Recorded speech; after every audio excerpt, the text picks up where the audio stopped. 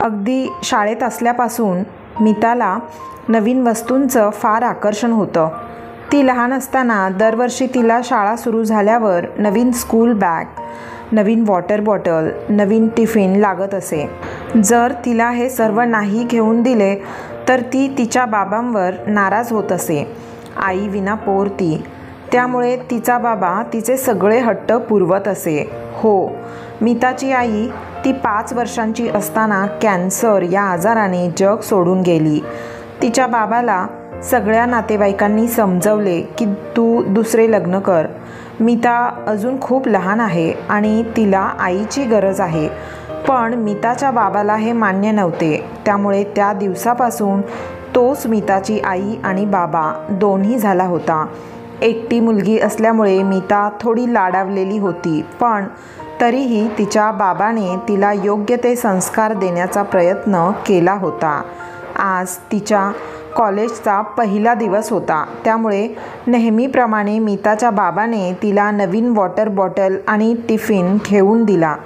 मीता हे पाहून खूप खुश झाली. तिला वॉटर बॉटल खूपच आवडली. काही दिवसातच ती तिची फेवरेट बॉटल बनली. एके दिवशी काय झाले तर कॉलेजमधून घरी येताना एक गोष्ट घडली. मीता ट्रेनची वाट बघत थांबली असताना तिला एक 10-11 वर्षांची मुलगी प्लॅटफॉर्मवर बसलेली आढळली. मळकट व फाटलेला फ्रॉक, तसेच कित्येक दिवस आंघोळ केली नसेल तसा चेहरा, विस्कटलेले पण त्यातले जमेल तशी वेणी घातलेले केस. एकंदरीत तिचा पेहराव असा होता. तिच्या हातात कसली तरी पिशवी होती. तेवढ्यात ट्रेन आली. आता मीता ट्रेनमध्ये चढली. त्याबरोबर ती मुलगी देखील त्याच ट्रेनमध्ये चढली. दुपारची वेळ असल्यामुळे ट्रेनमध्ये गर्दी कमी होती. ती मुलगी क्लिप विक्रेती होती. ती ओरडून तिचे क्लिप्स विकण्याचे काम करत होती. एका बाईने तिच्याकडून काही क्लिप्स घेतले. ती मुलगी त्या बाईकडून पैसे घेत असताना तिची नजर मीतावर गेली. मीता तिच्या नवीन वॉटर बॉटलमधून पाणी पीत होती. कदाचित त्या मुलीच्या घशाला सुद्धा कोरड पडली होती. तिने लागलीच मीताकडे पाणी मागितले. मीताच्या वॉटर बॉटलमध्ये अजूनही बऱ्यापैकी पाणी शिल्लक होते. मीताला काय करू हे सुचत नव्हतं, पण तिला त्या लहान मुलीची दया पण आली. मग तिने अजून काही विचार न करता त्या मुलीला पाणी पिण्यासाठी तिची नवीन वॉटर बॉटल दिली. ती मुलगी बाटलीला तोंड न लावता पाणी पिण्याचा प्रयत्न करत होती, पण तिला ते काही केल्यास जमत नव्हते. मग मीताने तिला तोंड लावून पाणी पिण्यास सांगितले आणि ही बॉटल तुलाच ठेव, म्हणजे हवे तेव्हा तुला या बॉटलमध्ये पाणी भरून पिता येईल, हे देखील ती म्हणाली. ती मुलगी काहीतरी मोठं मिळालं या आनंदाने खूप खुश झाली.